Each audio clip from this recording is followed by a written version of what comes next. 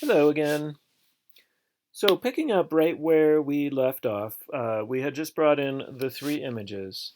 And a really important part of Pixlr and many digital imaging applications, such as Photoshop or GIMP or any app, almost any digital imaging application that you use, is something called layers. And what layers are, firstly, look here on the right-hand side of your screen, and you'll see a box, and it'll say layers. And these are your layers here. And they're not very large, but if you could see up close, you would see that each one of these little teeny tiny little pictures is each of the three pictures that we brought in. So this one is the rainbow ball. This is a little teeny tiny picture of the hamster, and this is a teeny tiny picture of Times Square. So I'm actually going to delete the Times Square one here real quick, and we'll go back to Google Image Search, and I'm going to copy the image, come back here, and I want you to watch as I paste the image here. So notice the hamster is there, and as I paste the image, I'm going to hit Command V, and you'll see the Times Square image pop up here in a little row there. So Command V, and there it is. And now Times Square is in front of the hamster. And before I put Times Square there, you only saw the hamster because the rainbow ball was behind the hamster. So it was there, but you couldn't see it. And what layers are is they separate different visual parts of the image. And in this case, it's the ball, the hamster, and Times Square. And each of those is kept separate in its own individual space, which is called a layer. Now, this little check mark next to the layer it, indicates that the layer is visible. And you can also hide it by clicking on it. So let's click on that.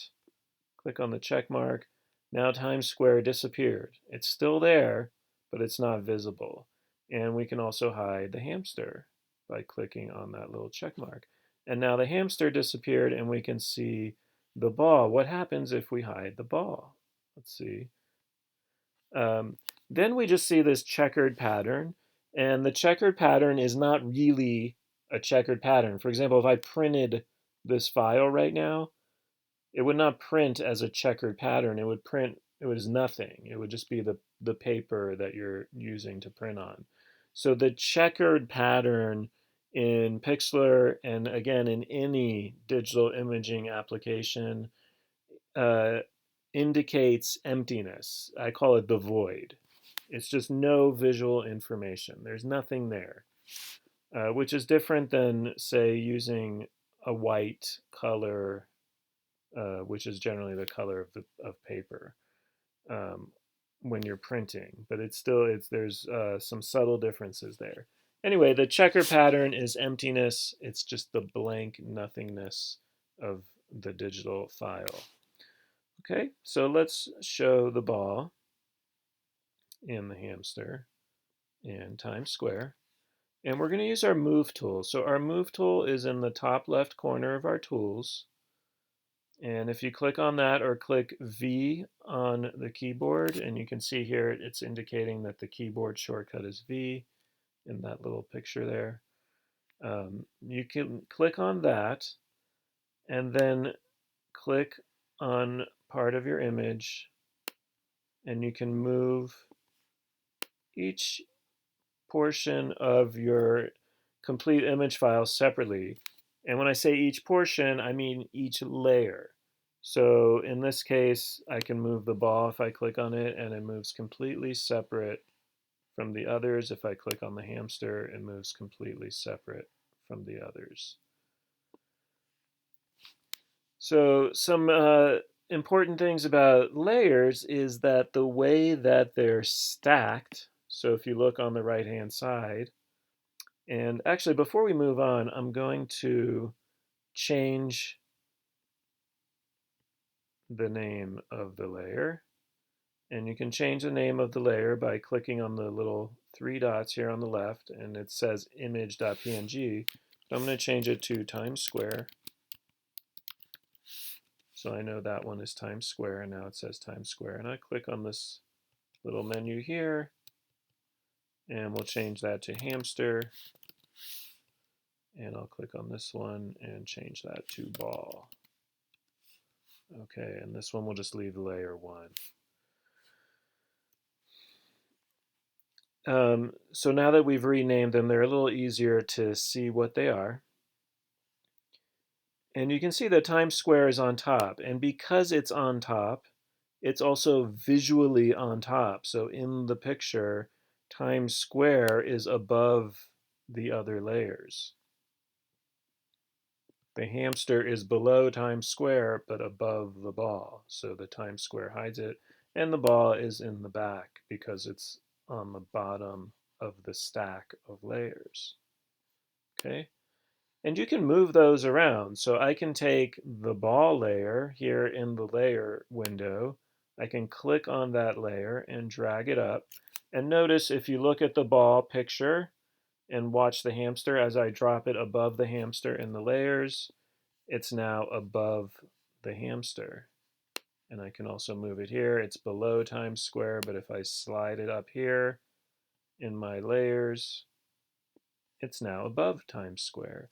So the way that the layers are organized in their stack is really important in any digital imaging situation, and especially, oops,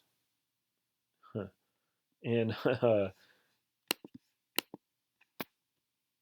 me get that. There we go.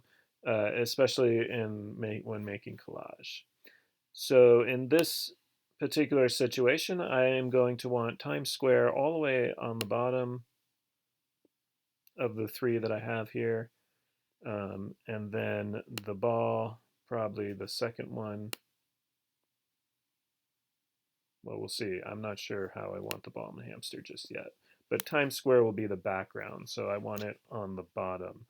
This final layer, this is a default layer, and when you open a file, you'll always start with one empty layer. That one, in this case, won't really matter where it is because there's no visual information. We could even delete it. And to delete a layer, you just click on the layer and press delete on your keyboard, or you can, let's see, you can click here on the little menu and go to the little trash to delete the layer. Okay.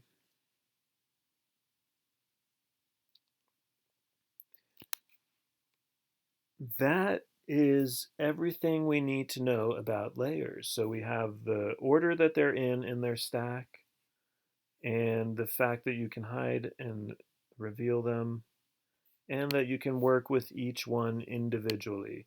And in our next videos, we'll look at clipping each of these images and resizing them to bring them to the size that we need them to be for our final image.